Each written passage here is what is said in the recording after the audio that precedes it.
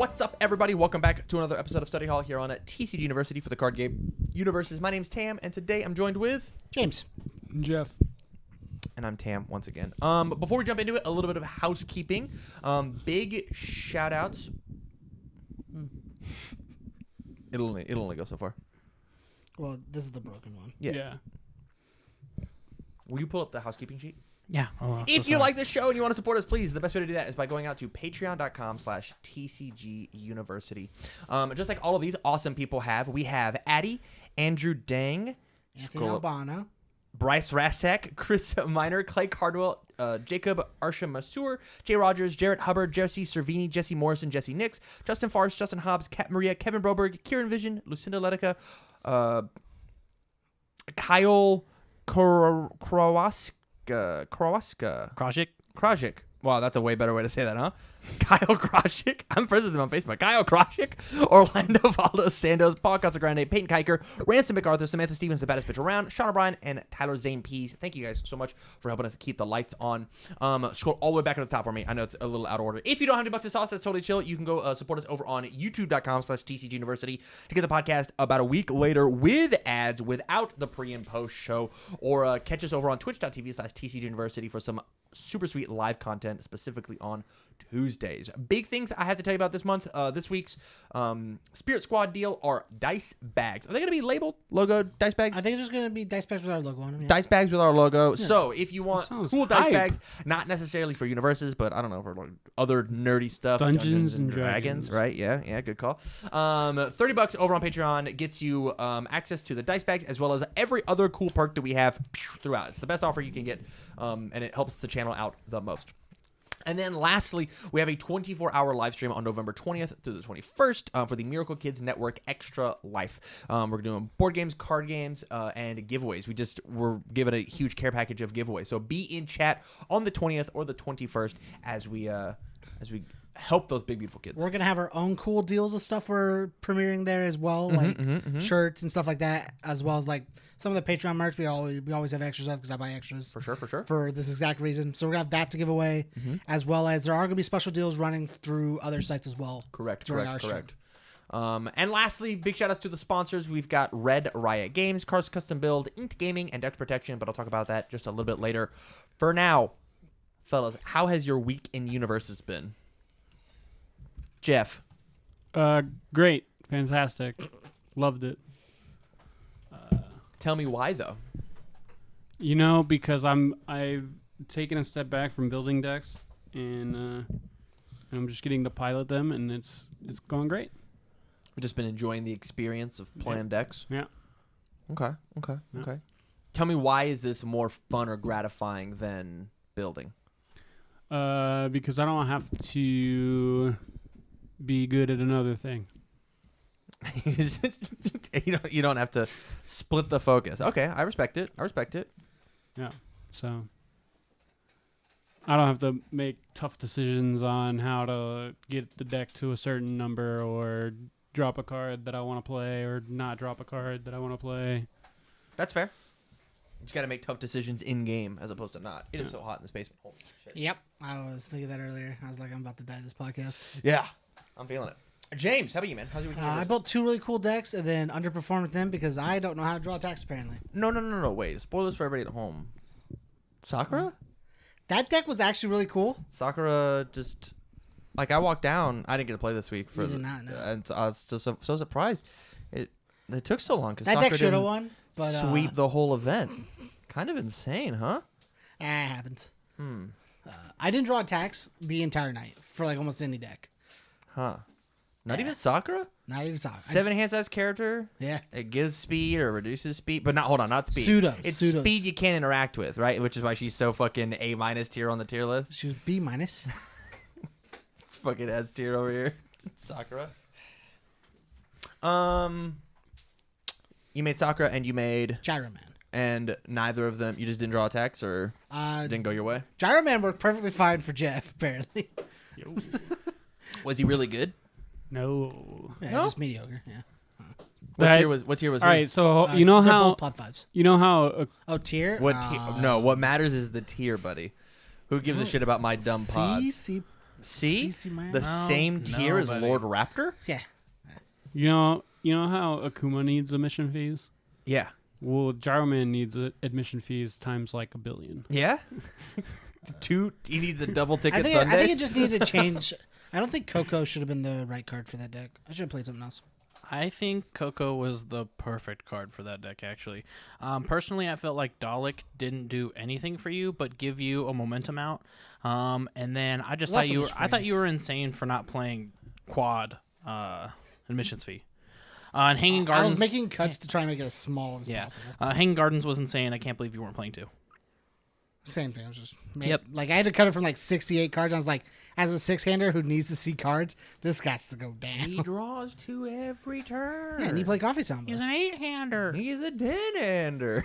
You play Coffee Samba and get your face down. He's as good in the same tier as Lord Raptor, who has won a world championship. Yeah, so He had Tengu Man's got in top 4 decks. worlds. He's in the same Oh, bracket. God. They could go for the same title belt. That's Yeah. what we're saying. They square Yeah, up so? pound for pound. 100 out of 100 games. I don't think Gyro Man touches Raptor. 100 games. I'd give 5. 5? Gyro Man. Yeah. About 100. 5 out of 100. I have been doing a ton in UniVersus. As always, I am constantly grinding this game. I played in the Canadian Weekly with Water Fae that I built the day before. Windmill Punch Explosion. Reverberate. Reverberate. I could not think of that card's name. And had an absolute blast. Won 3-0. This is my second week in a row going and stomping the tournament. And the point of it, honestly, is because we donated those mats, and I don't want them to lose out on those mats anytime soon. So I'm just winning and then telling the guy, hey, keep the mat. It's another donation from DCGU. Right? And that's just what I'm doing. That's actually really cool. Jade. What a nice You're- guy. I'm like, hey, Oh, man, I don't want you to ship back to the U.S. because it costs us an arm and a leg to ship it to you in the first place. So keep the mat. Put it its price for the next week. Pretty. Not only are you gate guarding, but then you're just choosing to give the rewards back. Hell That's actually yeah. really funny. Yeah, yeah. So here's the big deal, right? Everybody listening. By the time that you guys get this episode, this weekend will have already passed, and I will have been 3-0 at these events. Now that I've called my shot, I'm busting out so hard. My deck is not good. I'm making Hellfire Veil with Zelinka. Yuck. You're about to mango the fuck out. Maybe, but I'm issuing a challenge. I want to see everybody at these events. Dude, Please I tried real hard to get you to play Devora, but I'm only one person. come slaughter me. Do you know it's a 4 damage attack randomly? Reverberate. Reverberate. Oh my god. I made Reverberate Shotgun Devora on my TTS, and I'm like, oh no, yikes, this might accidentally be really good. Did you know that Devora says? I know you know because we're both Devora simps. Devora says +1 damage for each printed 4 damage attack in your card pool, and so with you like play a string and you play Reverberate. And then you hit these, and then all of these just get the damage from the ones previous. And then she also says that for her once per turn, it does count multiples. And so at the end of that, you then play the shotgun. You're like, 5. Splat. But I beat... I fought against Inferno 2 Dot, which was super scary.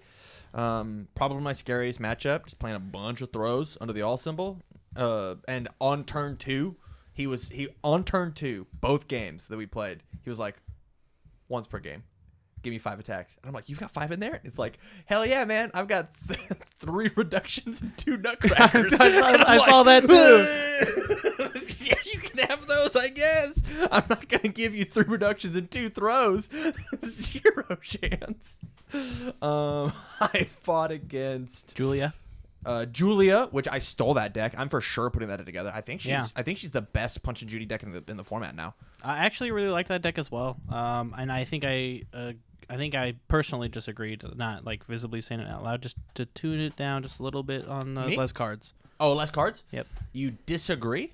with the 74 cards or something like that. Yeah, I think I would turn it down just a little bit, but I Yeah. think other than that, it looked really fun. because how much you get to cycle, like I mean, draw a card, discard a card, like so strong in that deck. Yeah. Every time you play a punch or Judy, or sorry, it's It's for every time you keywords. play It's keywords, keywords. you Yeah. can cycle. Make a check, draw a card, discard a card. Oh my gosh! And then that was the Donovan deck too. Donovan was the last one. Donovan was It's every high. time you play a keyword, right? Every time a keyword is played, opponents as well. You check a 4, draw a card, remove a card from your hand, which then triggers Julia for the plus or minus 1. yeah. You need to play a 4 damage attack deck. Why? So you can play Robot Masters and give everything stun. And then you're guaranteed to cycle. That's neat. Check another 4 to get that damage. Gives you Or a you cycle, could just gives build you the stun. momentum in Ancestral Quiver. Give everything stun too. Those are both very good answers. Those are cool answers. I like both of those. It does mean we're playing more actions Yeah. that aren't punch and Judy. At least it's got 0 mid block. It does, and gives plus 1 to your checks. So if you choose not So if you check a 3, you auto pass your thing. Ancestral Quiver. What's up? if you do Ancestral Quiver, What's you up, have more Ancestral actions. Quiver? But if you do Robot Masters, you have less actions. Why? Not. Both? I think. But once again, the Canadian PTC or Canadian locals over on Discord are absolutely popping off. They're the place you want to be.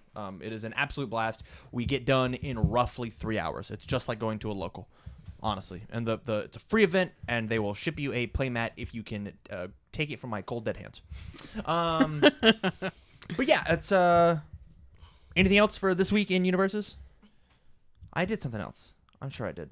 I made I made 2 cool decks and got wrecked. What were your 2 decks? I made Tengu Man with Very all the greedy 1s and Tengu Man. 2s, yeah, insanely greedy. And then I made Jury, like Kick Fury Jury. Hell yeah. Yeah, it was pretty cool. Bunch of Chun-Li stuff.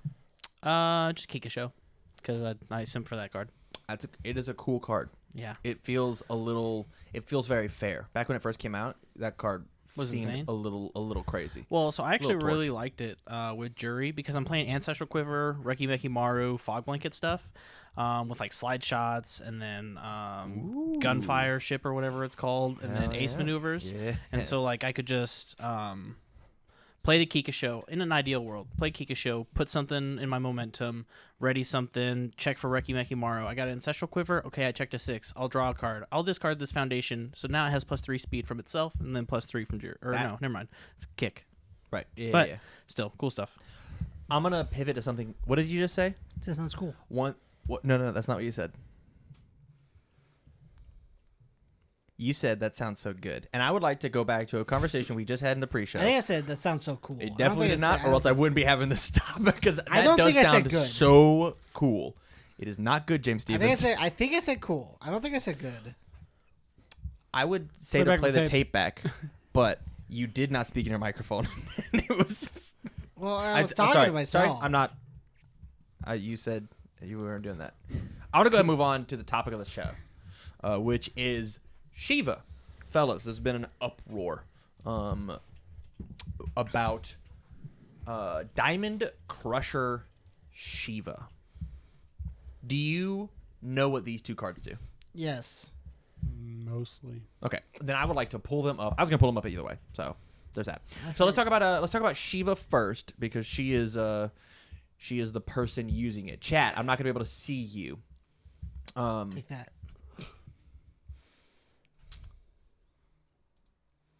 Oopsie. It is okay.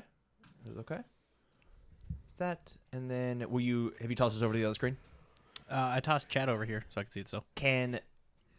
Have you moved scenes so that they can see what we're seeing? Oh, internet shot? I would love that. I got you. Perfect. Sheeva, 4 hand size, 40 vitality character. He's got all evil water. She says, response, after combat phase begins, your opponent adds the top 3 cards of their deck to their card pool face down. Enhance, discard a card, choose 1 card in your opponent's card pool. It does not clear from their card pool during the end phase. Enhance, your attack, discard 1 card from your opponent's card pool, draw 1 card, or your attack gets plus 4 damage. So, 4-hander that sticks things in your opponent's card pool every turn, can make them stay stuck. She can glue them in, or she can discard those cards from the card pool in order to draw cards or make her attacks extra beefy. thoughts on the character so far. Just Sheeva. We have played with her in a campus championship. You guys can find it online if you would like. She's really cool. Annoying. Annoying? Annoying why? Because I don't know. I just don't like playing UniVersus like that. You don't like expand upon that thought. What do you mean like that? I guess it's like a trick of UniVersus, and it's totally fine, but I'd rather it just be speed. As opposed to card Like, pool clogging? Yeah. Okay. Yeah. Okay. Yeah. I think that's totally fine. You don't like clogging the card pool mechanic. Yeah. Okay. Yeah. I think that's totally fine. The thing about card pool clogging is it can feel really, really bad if you don't have big answers, right? There's not a ton of clearing your own card pool. Like one of the best answers to do it is a 5-1 non-block action with the infinity symbol that costs the momentum to do so after an attack was resolved, which does not help us in Diamond Crusher scenarios, which we're going to talk about here in a second. I think this character is actually fine. Her playstyle reminds me of Sangmina. Just like one of my attacks get 3 speed, and Well, my attack's about to be beefy. Deal with it. You're not blocking at least one thing, and as a four-hander, I'm probably only playing one thing. Unless we've got something like Air Gun Smash to draw, 4 cards. But Happens. Yeah. Commander. But like, I think the keeping cards clogged on my opponent's turn is very cool because it's a real choice of discarding a card in order to do that Get as rid a of four-handed blocks character. Get rid of blocks for sticking cards. Yeah, for permanent breaker on their turn. I actually like this character an absolute ton. I will say she's very annoying. I think she is annoying, It's but fun I to play against do not think that she is egregious on just her face. I don't believe that. But then the issue arose whenever we have Diamond Crusher, which is Sangmina's attack. And the reason we get to bring it up now, this has been on the radar for a bit, but these cards are legal here this upcoming month. I believe they're legal now, right? Are they out? Yeah, they came out technically, I believe, November 6th. Okay, so yeah, they believe. they are legal. We have ours coming on the way. Yeah, they're on the so way. They're actually probably home right now. Oh. I didn't stop at home on the way here. So. Neat. And so we do have Diamond Crusher, which is a 6/3 with a 2 mid block, amazing stats. 6 high for 6, fantastic. Fury weapon, only 2 keywords, that's very important. Enhances attack, it's +4 damage for each face down card in your opponent's card pool. Hard stop. This is a 9 high for 18 inside of Sheeva. Sheeva tosses 3 cards into the card pool. Yep. And then, so that is +3 to the block. And then it is a 6 high for 6 that gets +12 damage all by itself. And then enhance, commit one of your opponent's foundations. If that foundation is face down, add it to their card pool. And so now, if they do happen to have a singular answer in their card pool or in their staging area, you can just commit it. Or if you want to, you can, if they have built a revoke, you can just add the revoke into the card pool. And now you have a 10 high for 22.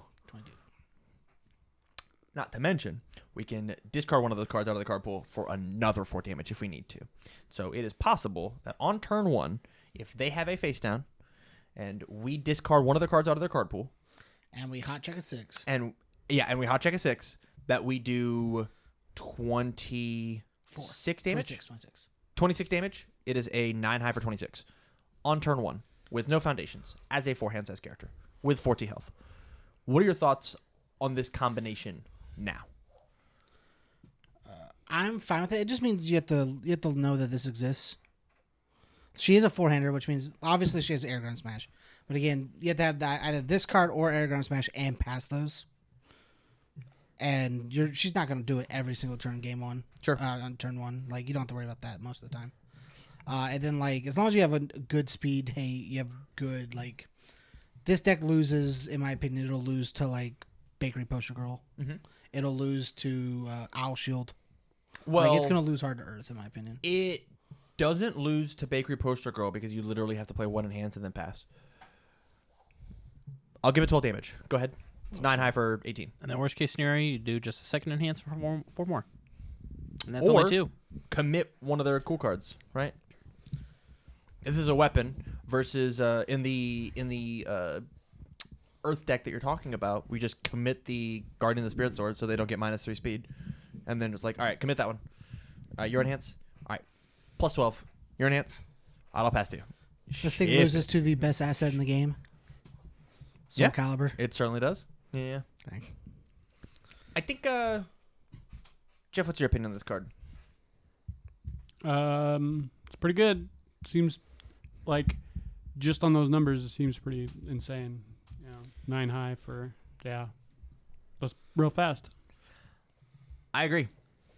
I think the actual issue with it is how well they synergize together on two symbols. I sat and I watched an all Goro, all Sheeva play, and they were playing 4 of this card, obviously, and 4 Guilty Throne.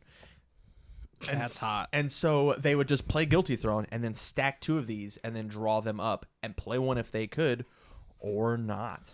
And just be totally chill. Hey, Was next just turn like, I have 3 of these. I'm gonna next hit you turn with. I've got 3 of these I'm gonna hit you with, right? And it was just like 18 damage, 18 damage, 18 damage. You don't have that many good high blocks. You don't. I'm committing your whole board, and I'm just mollywhopping I you. already stuffed 3, possibly 4, and each one of these, if you have face-ons, 5, Not 6. to mention the quality of 6 checks that the all symbol has is insane. It's got Punch if you and want Judy? to punch in Judy as a 4-hander. It's dangerous, but it certainly does check a 6. And 1 highs and 1 lows are not bad. Yep, very good on defense. The biggest thing is English Aristocrat in this card. Hey, let's give it another 3 speed. If it hits you, I now have 43 health. It's like like the deck actually, like, just sitting there and watching it, somebody was prepping for a retro, and they were playing Sheeva versus King, and the quality of card pool stuffing every turn was insane. And if Sheeva got her grubby hands on King, she just squished her like a bug. Well, and King's real small. My personal opinion is I actually think let this breathe in the format a little bit and let people play cards that matter, right? Let things float to the top or bottom depending on how the meta works. This might be a recurgence for the death symbol, right? The death symbol might be very good because you know what absolutely hoses this on turn 1? Not having foundations. Deliverance, right? Oh, yeah. As a 7-hand size character playing Deliverance, you're just like, oh, actually, boop, that did 4 damage to me. Yeah. I understand that this was crazy, and I did have to check my Deliverance on a 5, but hopefully I built out at least 4 foundations as a 7-hand size character. I will auto pass my Deliverance, right? Being able to honestly, it should have a 3rd keyword so that Retreating to Arctica could touch this card. Retreating to Arctica seems great, except for the fact that it could commit it. Being able to have any sort of being able to clear your own card pool in some way would be fine against this card. I think the issue is how limited the card pool is, the card quality is for clearing your own card pool. Not even for the damage, but because of that stacked speed. It's really like they can't have it exist because if it's too good, it makes other decks real good. Like if you didn't have to worry about There's progressive like, half the time you play your game. There's like Unite, right? Unite does clear your card pool of Fire, Void, maybe all? I don't know. I think it is. I Maybe think Air? It might be I good. think it's Air, actually. I think it's Lord Raptor card. I don't know. We can look it up.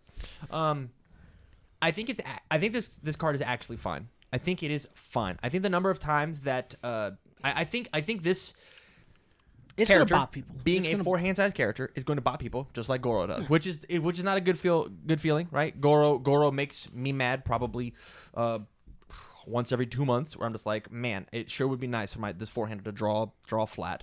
This 4-hander can draw flat, but when she does find an attack, she crushes you. She actually just steps on you.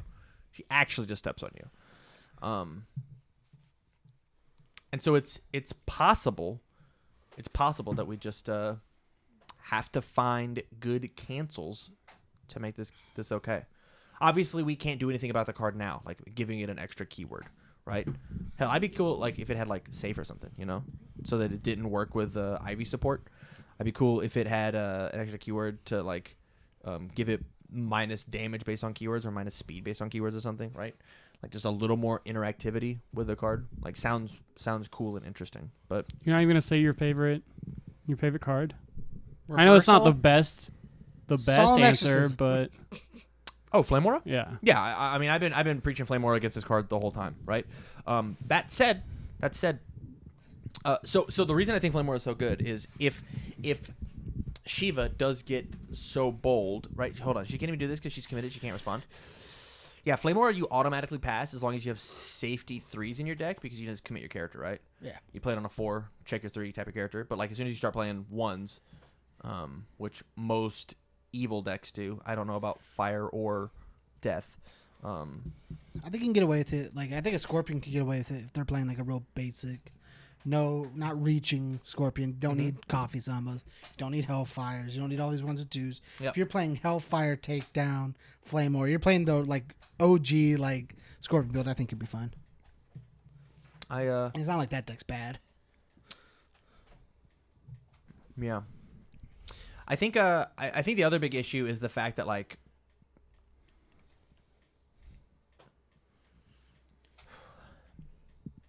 the all and water symbol are so good at dealing with my opponent's clogged card pool. They're just good at it, right? When I lost to Sheeva, it was so I played Kyle Wright. Yeah. Big shout outs to Kyle. On TTS maybe a month ago, as soon as his card was announced, he had Sheeva already made and then saw Diamond Crusher and was like, I need to jam 4 of these in my deck, obviously. Proceeds to play this card and then has double Champion of Combat on board on turn 2. And I go, huh, I am the most dead possible. Yeah. I am not running Flame Aura. I'm not running these answers. I have not prepared for Diamond Crusher Sheeva, so I just lose to this deck. There's actually nothing I can do. It's 1,000,000 speed. It's 1,000,000 damage. It one-shot me. Sorry, Tim Keefe 2. There's a dick you can do about it. And so, like, I think... Like it has the weapon keyword. Fucking lame. You can't even like dark side you it. can't even dark side it, right? Yeah, I think this card's good. I actually think we just need to let it exist in the format for a little bit. Let people try and, as opposed to complain about the card, let them actually try and find answers and put some real data and math into the card, and then make a decision from there. To me, right? like this card's not as is just as bad as like Missile Launcher was in its time, as Nutcracker is, as Shotgun is, as Scarlet is, as Punch and Judy was in its time. Like Yeah. there's ways around it. So Sure, you're gonna get bought by it, but you have to learn to deal with it. So do you guys think this card is worse than Shield Big Bang? Which card do you think is better? Diamond Crusher or Shield Big Bang? Shield We'll Big Bang. even say specifically in Sheeva, who arguably plays this card the best, and Cassandra, Cassie? right? The best possible Shield Big Bang's Shield always Big Bang gonna be deck or the best possible Diamond Crusher deck? Which Shield card Bang's is better? always gonna be better. What do you think? Shield Big Bang, easy. I also think that. What about Any point in the game, personally- Shield Bang's playable. I think the closest comparison to this card, and that this other card is still better. I think the closest comparison is Tiger Scream. Yeah, I agree. I agree It just wholeheartedly. gets big dick damage. It gets big and it also commits your opponent's flips your opponent's answer. Wow, these cards would combo great together. I think they don't share a symbol. They do not. Whew. And Jasko banned one of those cards. Do you think this card is better than Tiger Scream? No, I do not. Not even in this character. Tiger Scream just says that you get to play an unfair deck and just win because they just choose not to errata it, which is kind of sad. It's like arguably one of my favorite arts from that set too. The card itself is beautiful. I and really wish they would just rat it.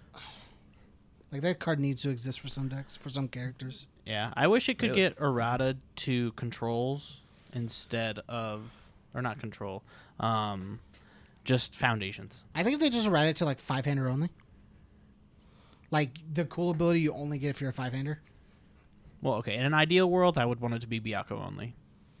Yeah, but I want cool I want Johnny to be able to play it. Oh yeah, I you want like want Zank. to. I want these weird 5-hander. You want to be able to play it the way it got banned. No. Why would I want that? Well, because all right, so that's sort of what you're asking for. So if we make it Byakko You guys only, each get 3 more sentences about Tiger Scream, then we're moving on. okay. So So if this you is make Tiger it, Scream podcast now. if you make it Byakko only, Yeah. it's Byakko only. Yeah. That means you have to play Byakko to do crazy stuff. Yeah. Why can't you be a 5-hander and do crazy things?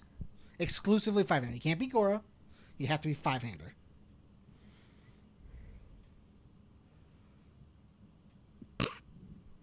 You have 2 more sentences, Michael, if you'd like to rebuttal. You don't? I used all 3 of my sentences. Huh. Sorry, I don't just run on sentence. That's fair. I guess when I said sentence, I'm not upset. Diamond Crusher's cool. I like the card. I am excited to see how it warps the format. Guys, if you don't like Diamond Crusher, here's what I suggest you do. All right? Here's on my one. You ready? Go play in the online tabletop simulator, either retro or standard event that Jazzco's hosting within the next month. And play the shit out of this card. The best way to get a card banned, play it. You want Downward Spiral banned? Play it. You want Sheeva banned played? Make Mark Tyner play it at Worlds. Make him win. Go make him crush stuff. Use it and abuse it. Use it and abuse it. Easiest way to make Jazzco listen, right? Complaining on Discord, complaining on Facebook is not the way to do it. Complaining on a podcast, not the way to do it. Go get it banned. Go do the hard work. That's all I have to talk about this. Now back to Tiger Scream. Back to Tiger Scream. The unjust Tiger Scream. Now we're gonna go ahead and move on to our next topic, which is the most satisfying deck. Let me find this suggestion here. This was a suggestion that we got over on, I believe it was Discord, and this was from Mao Popo. What's the hardest deck to pilot, but most rewarding, in your opinion, for UniVersus? Hardest deck to pilot? Hardest feel deck like to pilot, I feel like we've kind of reached this before. but the most rewarding. Here's the thing. I believe that this gentleman is a Final Fantasy player, right? He came into one of our streams for UniVersus, Saw the was game. like, yo, what is this? This game is cool. And he stuck around. Really, really rad. Actually, And he's- he probably showed up for the Final Fantasy podcast, like the when we do the Campus Championship before. yes, and then you got guys a were probably- notification and whatever. We were playing UniVersus. Anywho, we were explaining the game and blah, blah, blah, and he's asking these like big, easy meta question. I thought this is a fun question to ask. The hardest deck, most rewarded. James, what do you think? Man, that's real rough because like I don't know how many hard decks we have in our meta. Interesting. Well, because like we talked about this last week, where like all decks are getting to the point to where like you're diverting to one card to win the game. Sure. Like you're building your plan to do one thing. So like it's real rough because like initially I wanted to say Goro, but understandably, Goro does one thing super well. Yeah, he does it the best. But if they're building a Really deck though. that if they build a deck that counters your deck, Yeah. Goro has no game plan. Will you pull up Ultra for us? You don't have to show the kids. I am, actually. That's literally exactly where I was going. Like I love that. if your opponent is tech to play against the Goro deck, I was one step ahead of you. like the hardest thing to play is Goro at that time. Mm-hmm. If they have the outs to Goro, like what do you do? What's the out? Goro doesn't have a lot of options all the time. And I think building Goro can be one of the hardest things to do before piloting it. What is this Maylin deck? I don't know. This is a deck that somebody submitted for for Pod 5. Okay. Oh, yeah. I think it was a scavenger. Yeah, Perfect. so Yep. Boom. Yeah. Hey, how do you zoom out? Control minus. or you can scroll Scroll on the wheel. Nice. Okay, cool. oh, Whoa, God. What? Is that too small for you guys? Yeah, that's perfect. Actually, that's Okay. that right there. All right. Like, it's not necessarily piloting is hard. It's building the deck to be able to pilot around problems for Goro. Because, like, Goro loses to, like, Foundation Destruction. Mhm. Loses to things like Vicious in the Sort. Mhm. Like, it auto loses to some decks. And if you don't have a way to get around it, Goro's, like, an F tier character. Yeah. And just figuring out how to play around that, to me, is very difficult. And very rewarding if you do it correctly. What are your thoughts? Oh, I'm gonna steal. I think I'm gonna steal your answer. Sure. Like I said, I think we kind of breached this before. I honestly think it is Faye. Faye? Yeah. Faye is a very, very easy answer. It's very, very easy because of how open that she is. She has the same thing going for her that Goro does. That is a deck builder's delight. But man, Goro is leaps and bounds ahead Goro of where gets Faye Goro is. when Goro wants to. He says, "I'm doing what I want." I would like to end the game now, please. This has been fun. It's time to do 40 damage. My go-to answer, if it's not Faye, because I think that's the answer, right? I think Faye is the hardest skill cap, and then the highest reward, because you have to straight up. You have to put the love and care into your cool combos. I actually think all 3 of the My Hero Academia characters are the hardest and most rewarding to get off.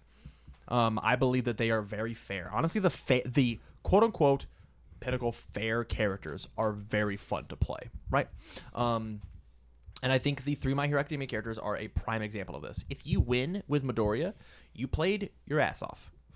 He is the hardest character out of the If 3 you of them. played with Bakugo, you played your ass off.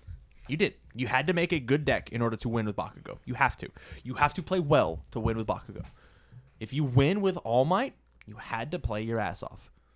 Draw 2 and then random speed or damage is like, it's not that amazing, right? It just isn't. And so like I feel like these 3 characters are the biggest. Man, this was a struggle, and it still feels good to make that struggle happen, right? Which I think is like the other side of the coin, where it teeters right in the middle. As soon as you start getting to the Pod 4 stuff, right? Gyro Man is a very hard deck to play and is not very rewarding to get there, right? But when I smack somebody after discarding my hand with Midoriya, and I'm just like, man, I hope this works. And then they go, I guess I'll half block and take half of 1,000,000. You're like, yes. All right? Almost won the game. Yes. You're like, oh, I have responded with 3 losers on this attack. Burn, burn, burn. Hit you. Like, it Secret feels stash good. them back into my deck. Yeah. Or secret stash them out of my deck for burn 4. Right. I think there's there's characters that are these neat ones. I think Voldo 1 was just passed on our screen. I think he is another good example of a character that, like, when you get him to work, When he's running, he's cool. he's very cool. But he's one of those characters that can genuinely be annoying. Whereas I feel the My Hero Academia characters, you don't feel that way. You feel They're like straightforward. They're not roundabout about it. They are, as I said, fair. They're fair characters. I thought we were okay. All right, maybe I just misheard this. I thought we were looking for a deck that's skillful and rewarding, or hard to play and Difficult. rewarding. Yeah. Yeah, difficult. the hardest deck to play, and the most rewarding. Okay. Right? If we want to go with like our top tier decks, the things that have the most combos, right? Our big pods. You think Teisei? So all right. Personally, I think it's between Teisei and Yoshimitsu. I want to say Yoshimitsu because he is so just crammed into like weapon or bust to like truly get your abilities off and stuff like that. Man, does Teisei only have And to live like 2 you're lives. a 5-hander that requires you to check a weapon to get more cards. But I mean, it's also really rewarding. And then like, I mean, if you build your deck right, yeah, it does work. And then the only reason I'd say Teisei is because you play with 10 life. Yeah. You start the game with 10 life. And I'll let you know, it's not easy. the It's payout not easy at all. the payout is that you're an 8-hander for 2 turns. And winning games as an 8-hander's pretty fucking cool. Winning games with at 2 life is pretty fucking cool. And this isn't me like jumping on the train with James. I personally think that Teisei is the hardest, most rewarding character. There are just things you can't do in regular matches that you can't. There are things you can do in regular matches you're not allowed to do with Teisei. Can you bring up our pod list, actually? Yeah. Like I as think- Teisei, you're not allowed to not block. Because I actually think I think my answer might change here. How do I make this big? So drag it back down. Yeah, and There we then go. scroll. Yeah, sure. Okay, so can you actually go to the DLC for me? Yeah. So my opinion is I actually would want to give it to either Raphael 2 as one of the hardest decks to play, Respect. followed by the most rewarding, And then Cervantes too, I think is very hard to play and is very rewarding, right? Knowing when to play your once per turn, knowing when. Like honestly, it is so easy to discard your whole hand and have to take your whole hand and put in your momentum, and then your opponent just kill you because they just didn't want to blow up their foundations. If I'm remembering that character correctly, it is very easy to accidentally just lose your whole hand for like no reason.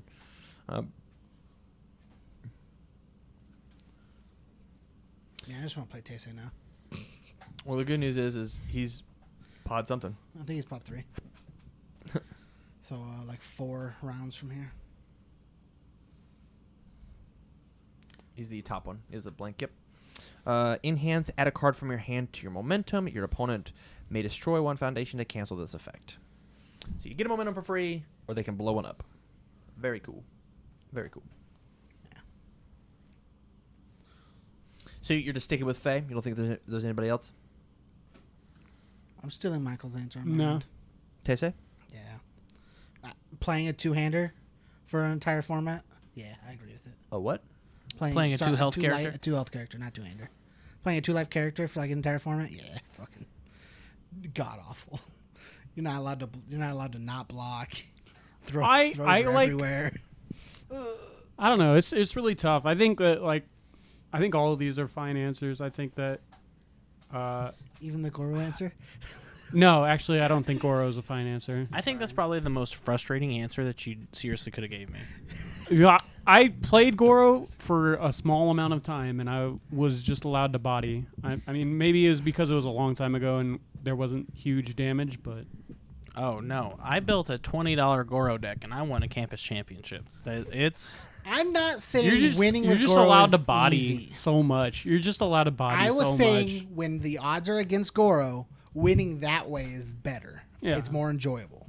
Like, Like if I won that Yusuke matchup after having my entire foundation, after having popping my your entire board just destroyed, I would have been super satisfied. You know? Yeah, for sure. If that falls again, there's a pair of pliers right there. Whoa. What do I do with but these? yeah, so like with Taisei, like I get it, it's hard, but your whole goal is to stay alive, so it's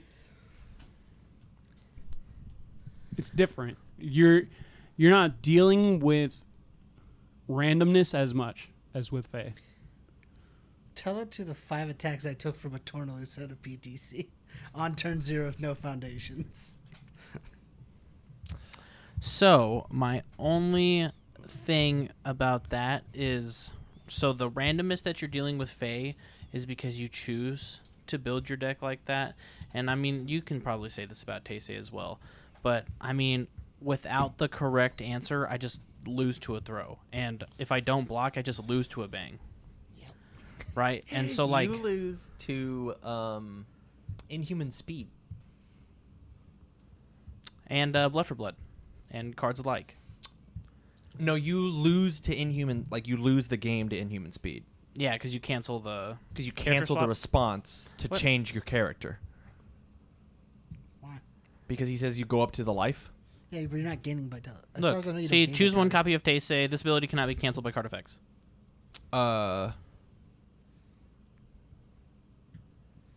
It's the when you would die as Yeah, one. go ahead and do it again. What? So when you would die as one, you respond on Taisei 2 dot. Perfect. It says this ability cannot be canceled by card effects. So I guess you can't. We still died of blood And for there blood. was something happening. Hold on. There was a reason that this worked. All right, well, I'll read it for everybody. Choose one copy of Taisei 1 dot in your staging area of Taisei 2 dot to become your starting character, then remove a copy of Taisei 1 dot from your staging area. Before you are reduced below 1 vitality, cancel that vitality loss and return to maximum vitality. Yeah. This ability cannot be canceled by card effects playable while committed. So you can't lose to inhuman speed. Because you can't, like, there's no, like, you can't touch this. You can't touch this effect. However, you could seal him. Never mind, can't be sealed. Yeah, you can't stop the Taisei effect.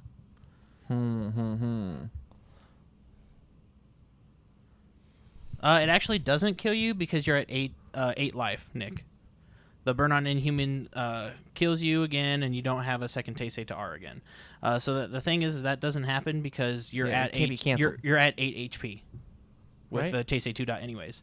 Like, you could still play the effect. You could still Inhuman Speed and burn them for 2. You're just not going to cancel the character swap. And the effect is all going to happen on 1, right? Or are you... Oh, no. Okay. You can respond and kill them. You just won't cancel the character swap. Yeah. So they'll die. Yeah. Yeah. All right, you're right. Yeah. Yeah, All right, that's you're right. Yeah, There yeah, it is. Because I'm allowed to cancel things. It can't be canceled, but I can still cancel it and then still hit the burn.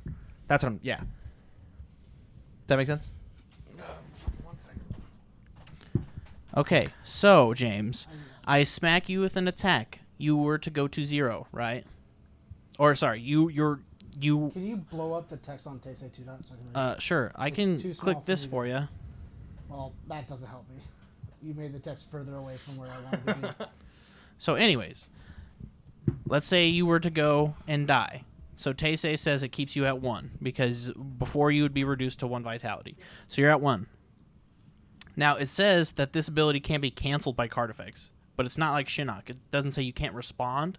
So you go respond, attempt to gain life by removing my character card. You're still at 2 life because it's on the quote unquote stack, and then they respond Inhuman Speed. Oh, I'm not going to cancel it, but Yeah. I'm gonna burn you for 2. You're at negative. You're dead because You don't. Have you another don't Taisei you don't again. resolve stacks. So you have to stack before you take any damage. You have to stack another Taser You have to 1. you have to have another Neat. So yeah, very hard, very rewarding, I guess. I guess my last answer is actually Kin 2 dot. I think he's actually hard to play, and when you do hit your crits and you like plan and play for it correctly, I think it's a really good feeling in order to do it. I'm gonna switch the question on its head. What's the easiest character that's not rewarding to play? Oh, what's your definition of not rewarding? So imagine that feel the feeling if you get of like we're talking about all these characters of like, yes, I did it. Like my easy answer here is Oh, so like you win a game and you're just like meh. meh. Yeah. Okay. I think Andy Goro is a great example. I think Andy is like a perfect example. You're just like, ah, man, well, I drew 3 attacks and I've got 4 foundations.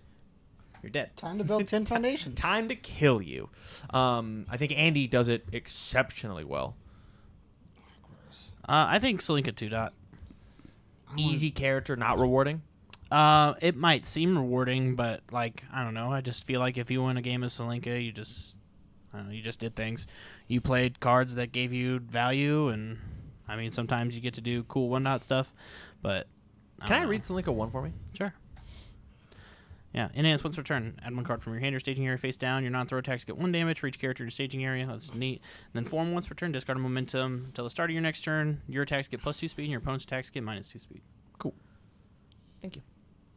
This is crazy. I think I'm playing Slinka 1 dot for this deck I'm playing. Side note. Nice. I just think this character is like She's on my list of kind things I wanna play. of meh.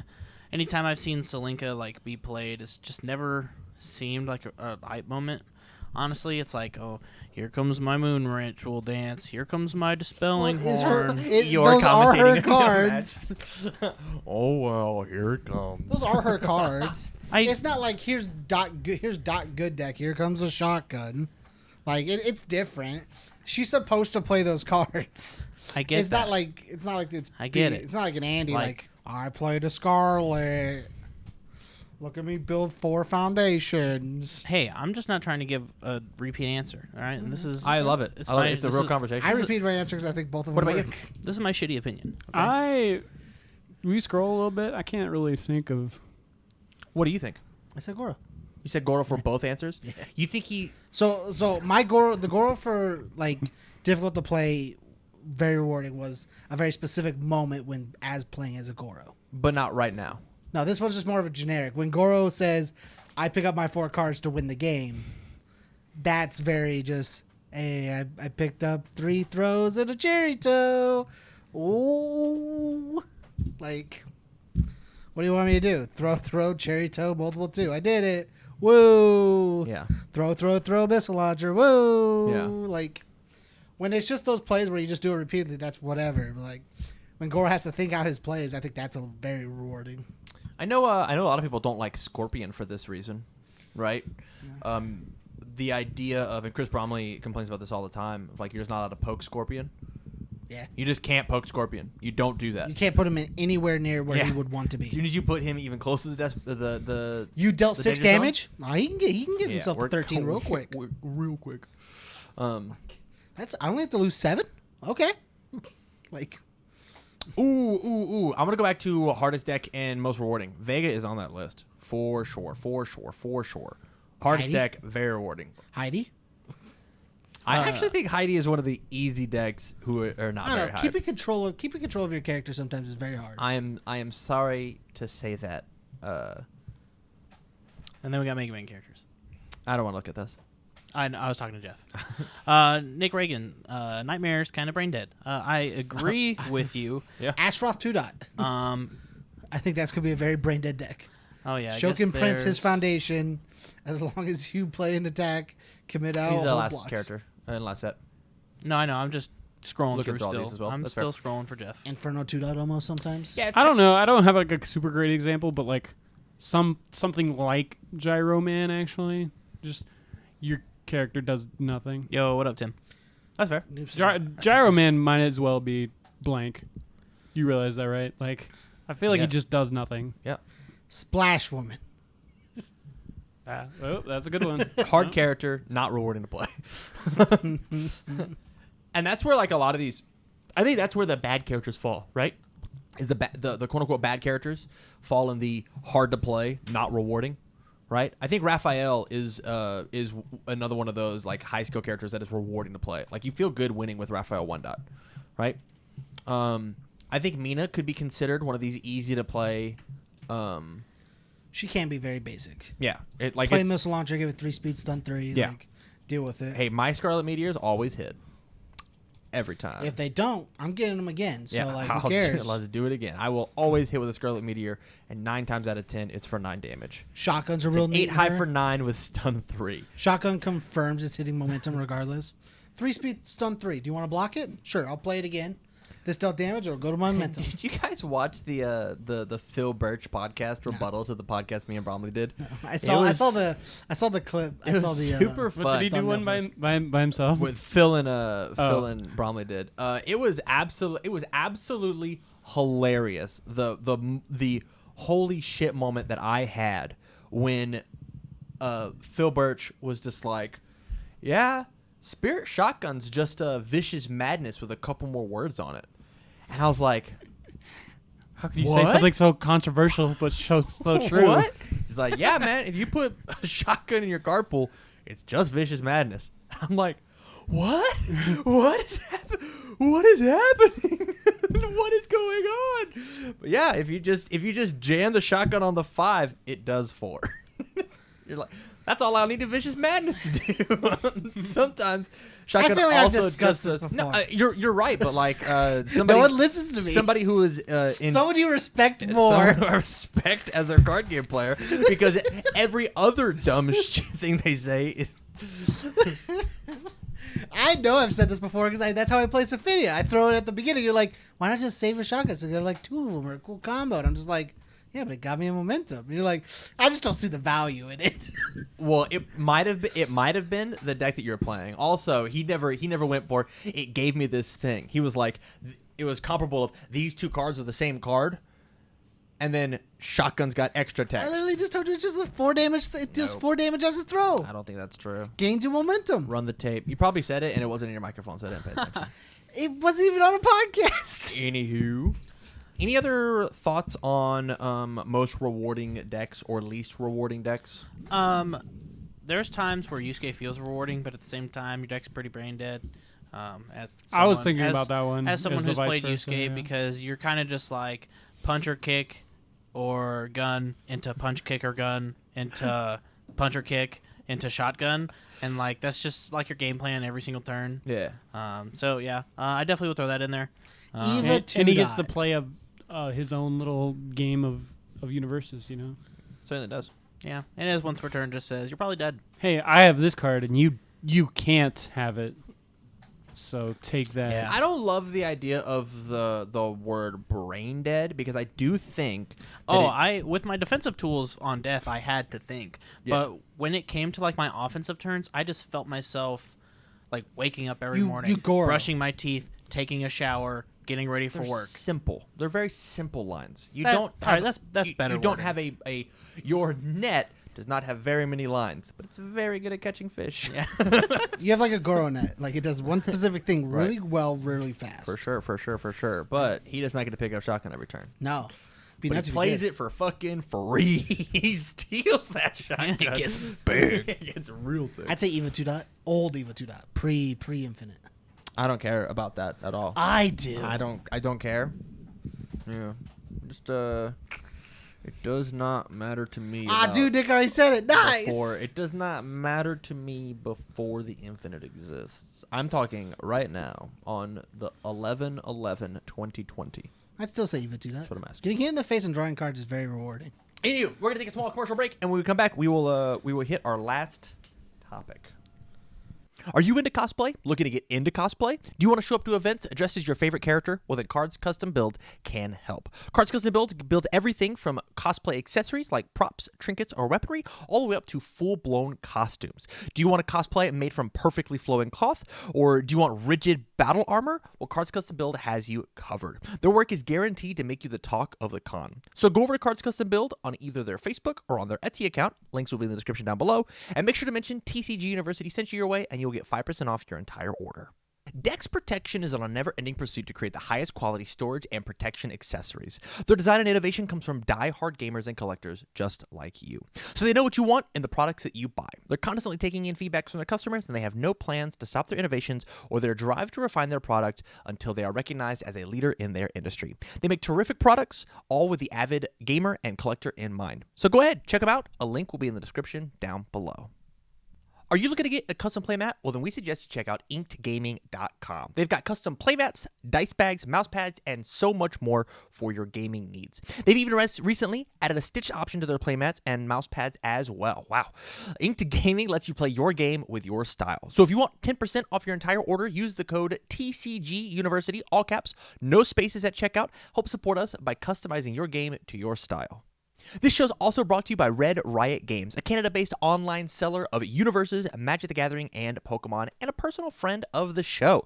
So if you want 5% regular shipping, 20% track shipping, or free shipping over $100, not just in Canada, but in the US as well, make sure you go to redriotgames.com and use the code TCG_University at checkout for 10% off your entire order. Once again, redriotgames.ca. All right, so our last topic is brought to us by Tim Two-Belt Keefe. He asked me, not last week, but the week before, I believe, to get him numbers on Dice rolls. dice rolls. I got a new message on Discord and it freaked me out. Whoa. Yeah, it was from Michael, and I was like, "Why are you typing in chat?" Anywho, Because I'm so he dumb. went back and he looked at the campus championships that we had going all the way back, as long as we were doing game scores on them, and he was like, "I have a question. What is the percentage of games where the person going first wins? If you go first, you win, or if you go second, you win." And what is the difference of that? And so as of tonight's recording, the total is, if you went first, you won He has numbers. 193 of the games that we played. If you went second and won, was 122.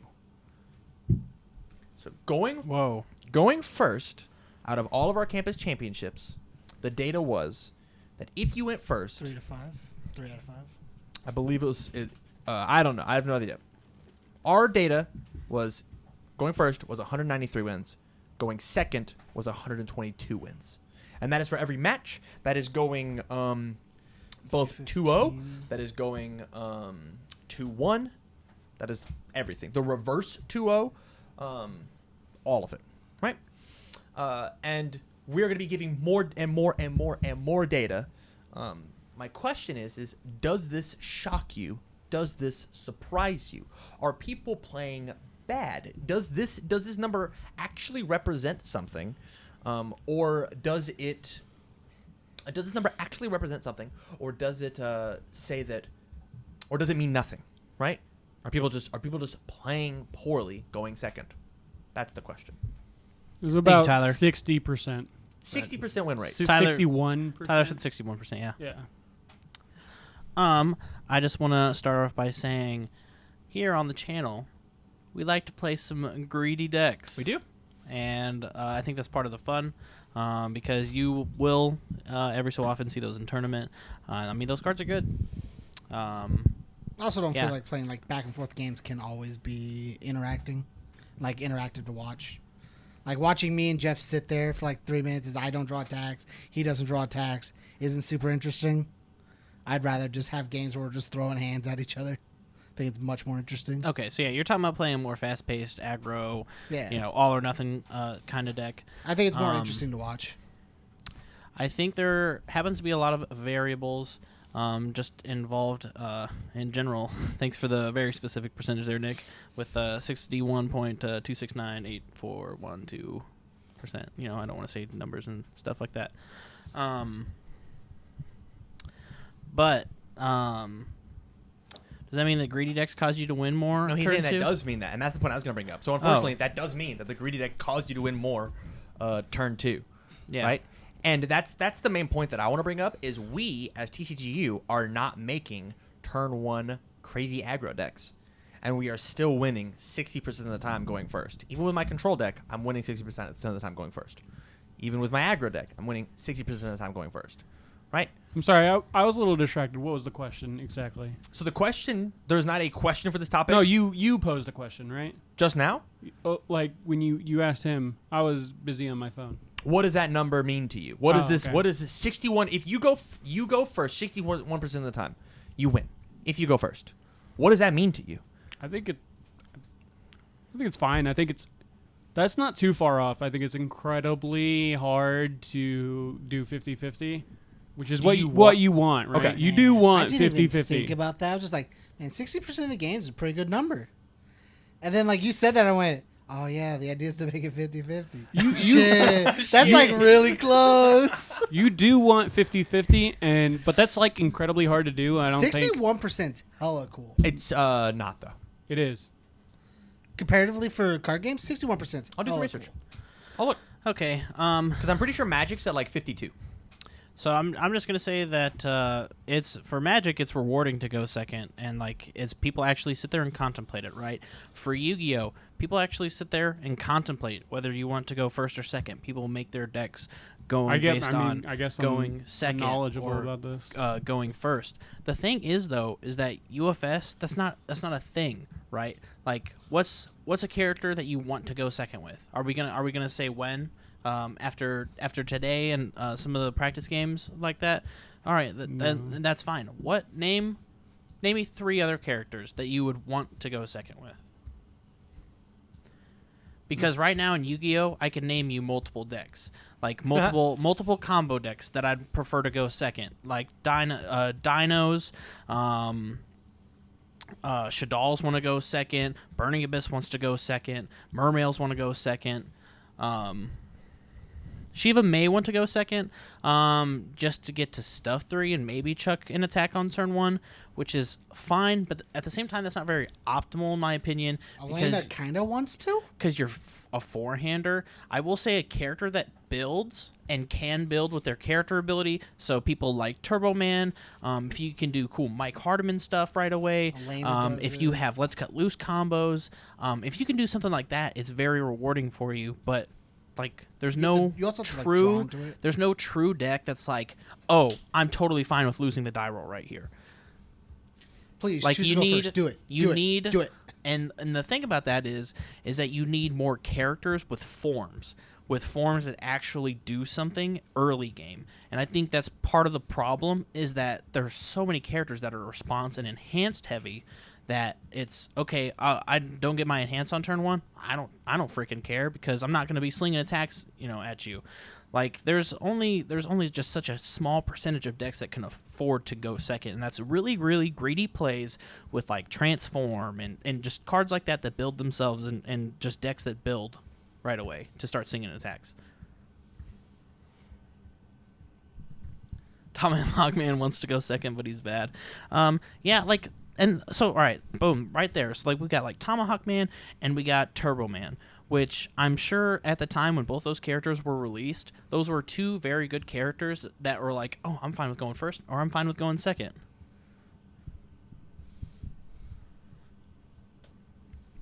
Yeah, and like having that one card to tap, it's honestly not even that huge like of a resource in my opinion, because oh no, I don't get to review, but that's fine because I get to just jam out all these cards in my hand, and then I'll just review on the next turn, draw up to my kill turn if I'm an early deck, or just discard a bad attack, draw up more control pieces and stuff like that.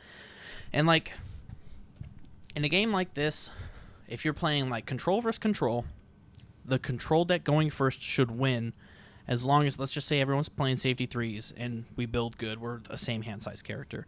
Yeah, everyone's just gonna attacks weren't always so beefy. Yeah, I've definitely seen that. Like with some of the older cards, just like so many like 4 mids for 3s or 3 mids for 5s and stuff like that, and like that's just like an average, right? But a control deck going 1 should win because they're gonna build more relevant control pieces, and then on top of that, they're gonna see more cards in a sense, because you might get to review your 1, but your opponent going first gets to play more cards like actively. And then like for aggro decks, you want to jam out as many foundations as you can on turn 1, and then you want to start going in. And like an aggro deck versus a control deck, the aggro deck's going first, the control deck's going second. The aggro deck's just going to attempt to blow the control deck out of the water early game, and like that's a problem. And if it's the vice versa, the control deck's going against the aggro deck and the control deck's going first, they're going to jam out as many control pieces as they can to slow the aggro deck down so they can continue to build. And then once they hit a certain peak of foundations or defensive pieces, the game's just kind of over, right? The other problem is like in UniVersus, you draw a shit ton of cards every single turn. So A literal shit ton. I couldn't find data on Pokemon or Yu-Gi-Oh, right? There were people talking about the pros and cons of going first in both of those games, but I could not find a hard statistical number. But I could find these numbers. So in UniVersus, the data that we have from a very small sample source, I will say, we do not have the same sample source that these people do. So realize that. And the end of this is going to be a call to action. In Magic the Gathering, the percentage is at 52%. If you go first, you win. In chess, the advantage is 55% if you go first. And then in Hearthstone, it's 51.3%. And that was, the Hearthstone data was from 2003. I'm sure the game has evolved significantly from then, right? Yeah, there's an obvious outlier here where these numbers are very 50-50. Except for ours, which is a 60-40. It is a literal 60-40. Well, and in other games, there's a true advantage to going second. The advantage in this game is that your character's ready and you get to review a card.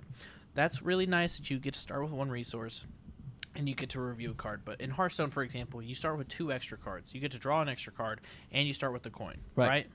And then in Pokemon, you get to attack first, I believe, on turn 2. Yu-Gi-Oh, you attack first. And then in Yu-Gi-Oh, you get an extra card and you get first battle phase. But like, even in our game, there's like 0 chance. Honestly, even with Tomahawk Man, I still want to go first. Yeah, I cannot think of a singular deck that wants to go first or that wants to go second. Like I was saying, I didn't mind going second with Sea Viper. That's how it feels. Is like, oh, it's not that it's okay.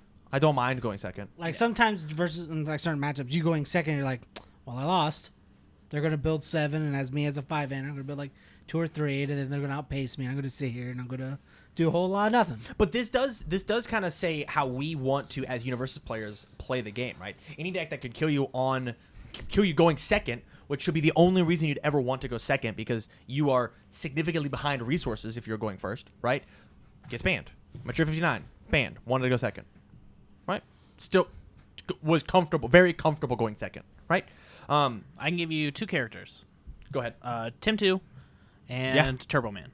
Sure. Those are probably the only 2 characters that I'd be like, I'm comfortable. I'm actually really comfortable. Turbo Man, drop lonely, try and kill you. Right? Yeah. And then that's what I do. Tim Keefe, do cool Earth stuff. Yep. And so, like, I'm not sure that we have the authority to, like, sit here and figure out how do we change going second. But I do think it is important to keep establishing that these numbers exist and tell Jasko that the numbers exist. Tim Keefe came to me and was like, you guys are pretty much the only people making content, making recordable games, having actual numbers. You are essentially doing a top 8 at a PTC every week, right? That's what's happening. You can sit here and show us these numbers of who wins, who loses, first or second. So what I want to say to you guys is, if you happen to go and fire a local, right, whether it be online, which I'm going to start keeping track of my numbers on the Canadian tournaments, right? I want you to actually ask how many times you won going first throughout your whole event, right? And let's send this information to Tim, right? Let's get some real data, not just from Omaha, not just from people who are making content, but from people who are playing the game more regularly, right? That's what I want. And that's the reason I wanted to bring this topic up at all, you know? Because I think truly getting to a 50-50, like, I would love to sit here and, like, have not even, like, think, we have to think in an imaginary world, where I have to sit here and actually think about wanting to go first. Obviously, Jasko knows that going first there's an advantage. They know this. Yeah. The way that they know this is in Top Cuts, the higher seed you are, you win the die roll. Yep. I won. I'll go first. Could you imagine if it was you won the die roll and you got to pick? Think about how crazy the matchups would be, right? What if there was, like, a legitimate reason to want to go second? Once again, I'm not in charge to figure out what that reason is. Maybe you partial mulligan, right? Maybe we take like a magic approach, right? Where you actually, like, scry a couple cards and then put it down, right? Could you imagine if going second you actually got to build your perfect hand, but you, like, lose hand advantage? I know I'm gonna have 4 good foundations because I will partial mulligan till I find these 4 foundations and hold 1 block. Great. That sounds great. That sounds really, really cool to me. I don't. It sounds good. Right. Once again, I don't have the authority to do that. I don't have data. We don't have data on to see if it's even truly 60-40 like we're saying on paper. Right. We are a very, very small sample size. We are playing the most matches, but there it is.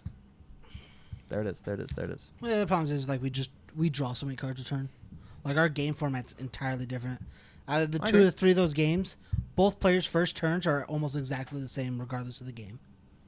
As when playing chess, you have a limited number of plays you can make at the start of your turn, and each player has the same amount of moves they can make. For sure. And Magic is almost similar to the same thing of you only get to play 1 land. So like your first turns are the same. I would agree with you, maybe in some sort of standard environment, but in Legacy, people are killing each other on turn 0, right? Yeah. Like, that is the thing that's happening. Yeah. And so they still want to go first, and because they do get to play 1 million cards on turn whatever, and you can see some Legacy Magic decks mulligan all the way down to 2 cards and be like, oh, found the piece, go. Right? It's like, I'll kill you now. And so, like, there's... But is that Magic stat including non-standard? Like, that's, I don't know. Yeah. I don't know. I don't have those numbers. Channel Fireball brought me the number on Magic. 52.7, I thought. I think it's just something that is interesting and something that you should be keeping in mind as both a competitive player and as somebody who cares about the game because of how close Jasko is to the community, and they watch the show. They take this kind of feedback very well. We should be giving them this kind of knowledge, especially as we move into public playtesting. Hey, when I play these cards, I always win because I went second. Maybe that's an issue. Maybe it's not. Give them that knowledge. Things we got to think about. Any closing thoughts before we get out of here?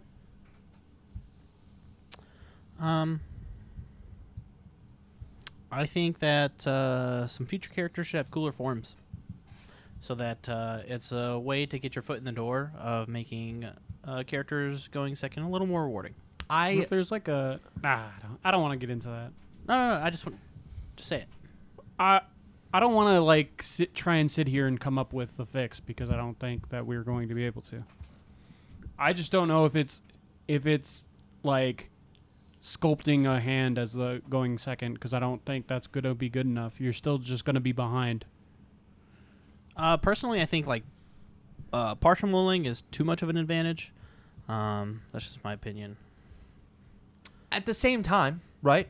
Let's take it back. These numbers are absolutely massive from people who literally their entire day job is to sit there and play Magic the Gathering. Right? Yeah. Their entire job is to sit there and play chess. And they have grounded at way more Magic, chess, Hearthstone Tens of thousands of games. than all of us in the room combined playing games, right? One individual versus us. And they've got hundreds of that person. What if we are just playing turn 2 bad as a community?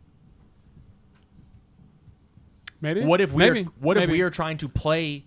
Maybe I'm seeing it through rose tinted. Yeah. Yeah. What if we were trying to play turn 2 as if we are on turn 1, right? Hey man, maybe you shouldn't try and build 4 foundations. Let's build 3 foundations so I can make sure I have proper block zones, right? Maybe I am trying to build out everything that I can and just cross my fingers that you're not gonna kill me, right? Maybe people are not valuing their mulligan very well. Hey, I've seen 4 foundations. No matter what they are, I want to have them. Well, these 4 foundations are blank. I would rather take the chance to find something a little less inconsistent and have 3 foundations that fucking matter. Like I think there are ways that we could, as a community, sit here and make ourselves better. But this is playtesting. This is actually giving a damn about trying to change, as opposed to just, I'll use the word now, brain dead. Play your cards, right? I think that's where There's some the good first points step that that we could do as a community. That's some good points. I wasn't thinking about those. So.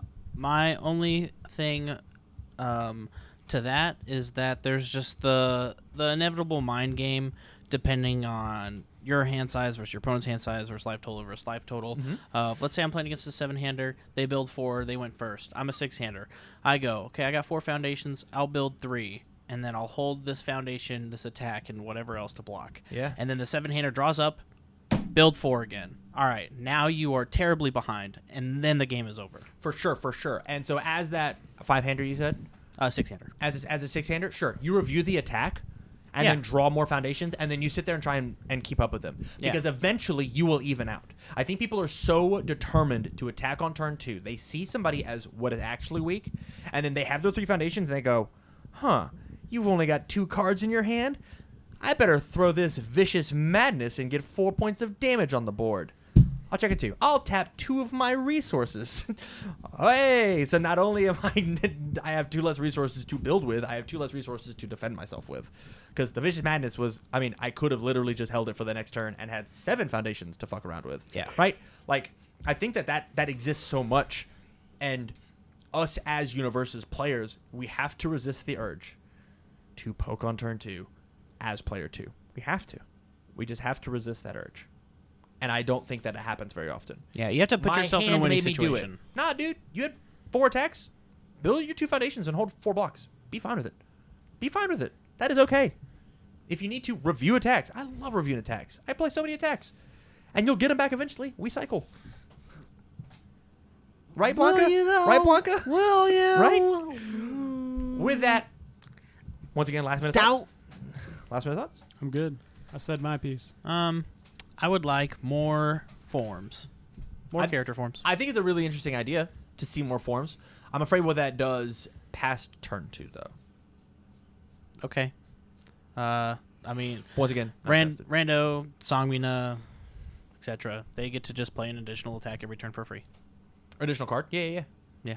Mina's doesn't affect turn 2, though. Neither does Rando. I don't want to play an attack on turn 2. No, because your opponent could go first, and then they check a really good attack that's like cheap to play, or that you think you could just get them with real quick, and like depending on the matchup, it could just be really good. And then for Songmina, be like, I'll review this attack, I'll draw, okay, I'll jam out this attack on turn 1.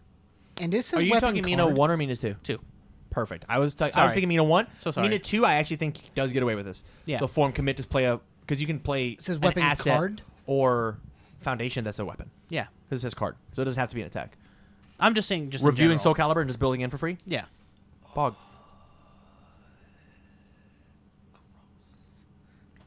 But yeah, that's all I had there. With that, we're gonna close this episode. Hit to the post show. We've been on the podcast for approximately 2 hours. If you like this, make sure you go out and support us over on Patreon. Catch us live, just like all these awesome people in the chat. Big shout outs to Tyler and Nick. I saw Tim in there a little bit earlier. Thank you guys so very, very much.